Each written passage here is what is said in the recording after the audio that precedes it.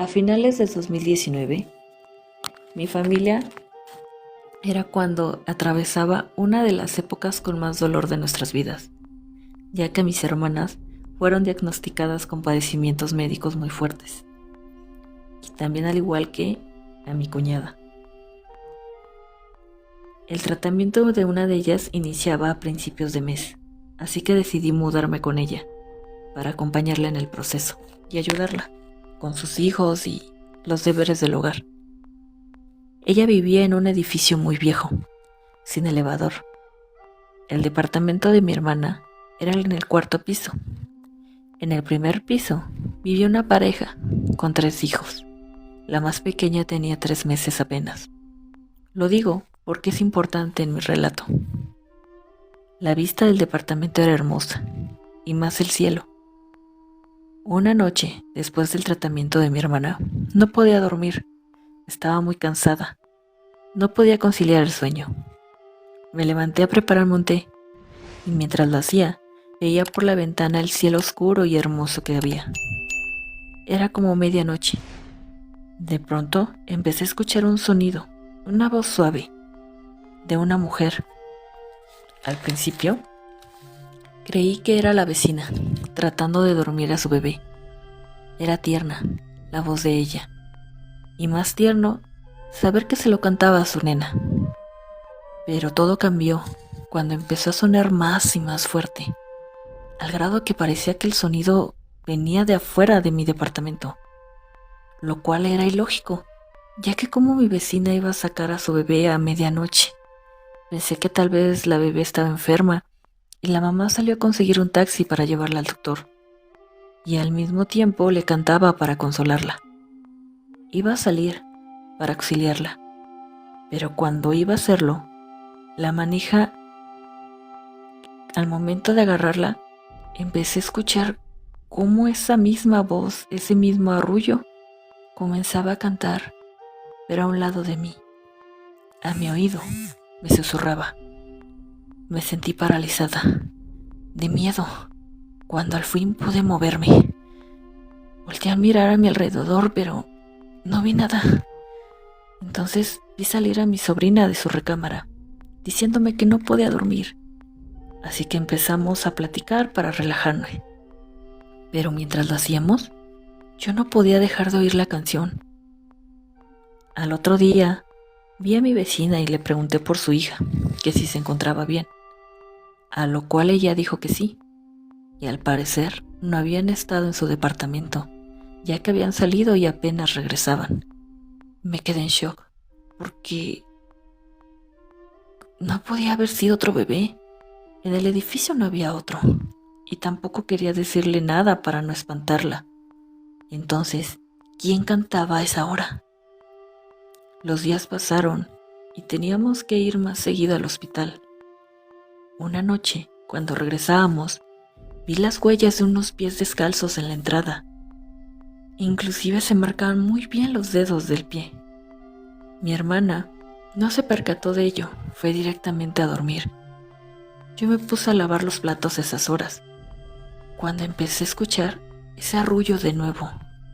Sentía miedo, pero a la vez un dolor muy agudo.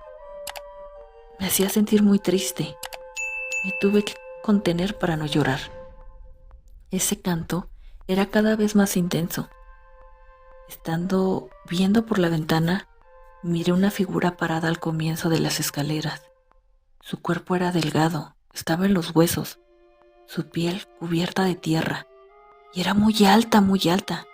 Su presencia era muy intimidante. En su rostro no había ojos, solo cuencos negros. Y en cuanto vi que eso no era humano, me paralicé de nuevo, y más cuando empezó a flotar hacia el cuarto piso, donde yo me encontraba. La ventana comenzó a temblar, como si hubiera llegado un viento tan fuerte y lo hubiera hecho retumbar. Y empezó a hacer mucho frío. Cerré los ojos y sentí como alguien me jalara hacia atrás.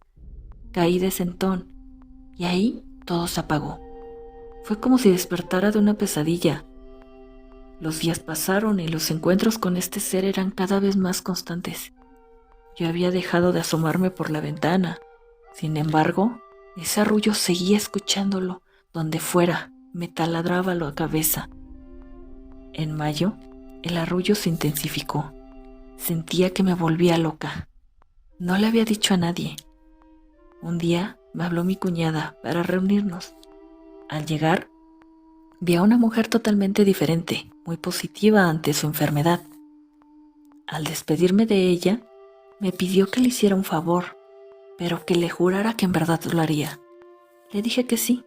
Ella me pidió que cuidara a mi hijo, a lo cual yo le dije que sí, que no se preocupara, que todo iba a estar bien con ella.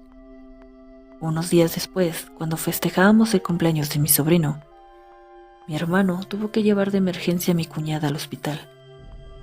Se quedó ahí, grave. Una semana después, empecé a escuchar de nuevo el arrullo. Yo tenía fiebre, me sentía mal. Sentía la necesidad de ver por aquella ventana donde había visto aquel ser. Como pude fui, toda mareada y tambaleante. Sentí que algo me llamaba.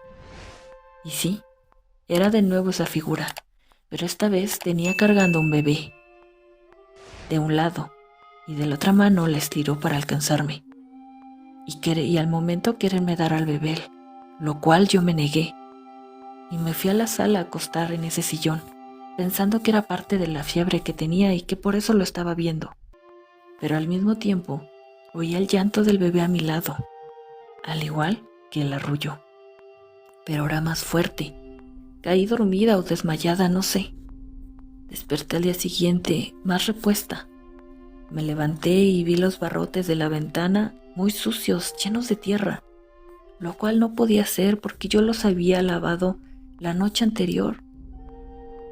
A las 9 de la mañana sonó mi teléfono. Era mi hermano. Me dijo: hermana, mi esposa ha fallecido. Ven por favor. Me impactó la noticia, pues la había visto unos días antes bien. Mi hermano me pidió cuidar a mi sobrino mientras él arreglaba todo. Fui por mi sobrino para cambiarlo, pero algo me impactó mucho. Al ver que su cobija era igual, del mismo color que del bebé que sostenía aquel ser. Al abrazar a mi sobrino, comenzó a llorar, a pesar de que no le habíamos dicho aún lo que había pasado con su mamá, pero sentí que de alguna forma ya lo sabía. Reconocí su llanto. Era el mismo llanto que oí esa noche anterior de ese bebé que sostenía ese ser. Es cuando me di cuenta de que no eran alucinaciones, todo era real, que lo que vi era un mensajero de la muerte. Después del funeral, todo se calmó. Mi vida siguió así hasta noviembre. Oí de nuevo ese arrullo. Pero esta vez le dije en voz alta: estúpida, esto no te voy a seguir el juego. Y decidí ignorarla, pero al mismo tiempo la reté. Le dije palabras groseras, la maldije, porque pensé que ella era la culpable de todo. Le dije que se fuera, que no volviera. Al día siguiente, todo normal, transcurrió en el día, pero en la noche me despertó un dolor en el cuerpo. Sentía que las muñecas me ardían, como si me quemaran. No podía moverme. Me desesperé, y en eso escuché, a mi oído: tú eres la estúpida. Junto a mí, en mi oído. El arrullo cambió, ahora era intenso, y vi a ese ser parado frente a mí, y volví a estirar la mano, pero esta vez tenía unas bolas negras, como de goma. No sabía qué hacer, solo pude llorar. En eso entró mi hermana. Dice que oyó que yo peleaba con alguien, incluso golpes en la pared. En eso vio mis muñecas enrojecidas, como si me hubieran sujetado muy fuerte. Trató de calmarme y decirme que volviéramos a dormir. Al siguiente día, mi hermana y yo empezamos con nuestro día, olvidando ello. Para ello, nos llamó nuestro tío, para avisarnos que mi abuelita había fallecido.